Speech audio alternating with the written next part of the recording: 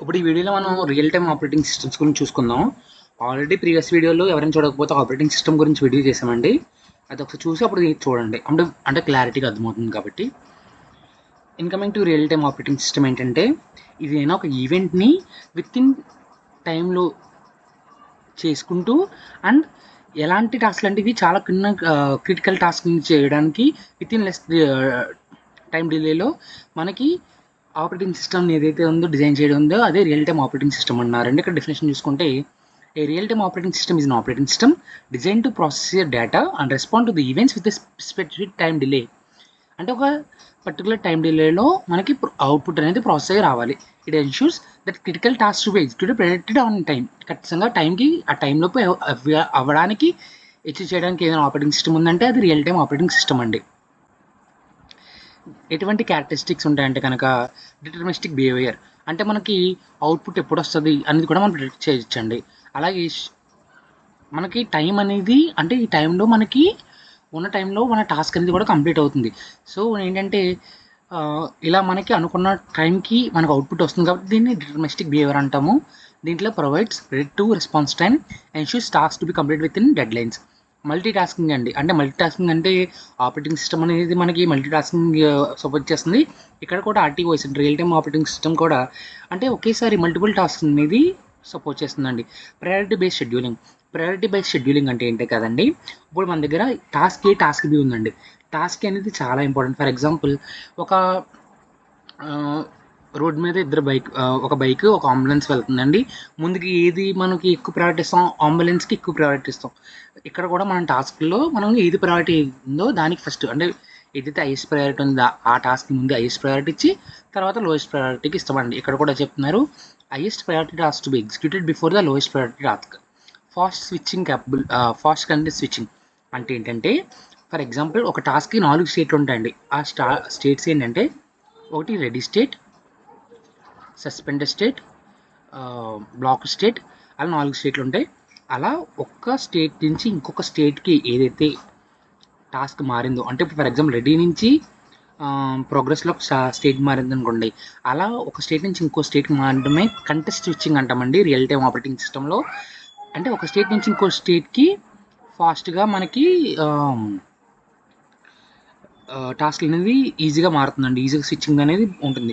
Reliable ఉంటుంది. Reliable అంటే ఏంటంటే హై పర్ఫార్మెన్స్ ఉంటుంది. అంటే మనకి ఏంటంటే రియల్ టైం మనకి ఏంటంటే పర్టికులర్ టైంలో టాస్క్ అనేది కంప్లీట్ అవ్వడం కోసం మనం చేస్తున్నాం కాబట్టి మనకి హై రిలయబుల్గా ఉంటుంది అండ్ లో ఇంటరప్ట్ లేటెన్సీ. అలాగే కూడా వేరే ఇంటరప్ట్స్కి అవన్నిటికి కూడా బాగా అదేంటి ఏంటంటే మనకి బాగా రెస్పాండ్ అవుతుందండి.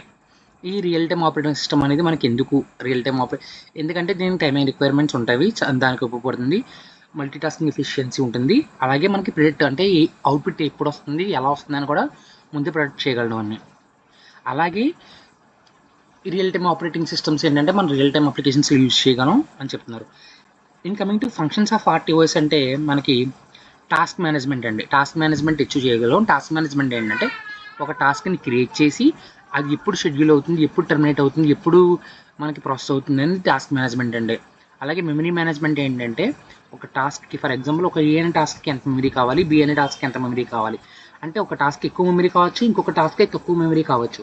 సో ఏ టాస్క్కి ఎంత మెమరీ కావాలనేది మెమరీని అడ్జస్ట్మెంట్ చేయడమే memory management. In coming to interrupt handling. Interrupt handling ఏంటంటే ఏదైనా ఒక టాస్క్ జరుగుతున్నప్పుడు మధ్యలో వచ్చే ఇంటరప్ట్ని ఎలా హ్యాండిల్ చేస్తుంది, అంటే మధ్యలో వచ్చిన ఏదైనా ఎర్రర్ కానీ ఏదైనా ఇంటరప్ట్ సిగ్నల్స్ వస్తే దాన్ని ఎలాగా ఇంటరప్ట్ చేస్తుంది అవన్నీ కూడా ఇంటరప్ట్ హ్యాండిలింగ్లో వస్తాయి.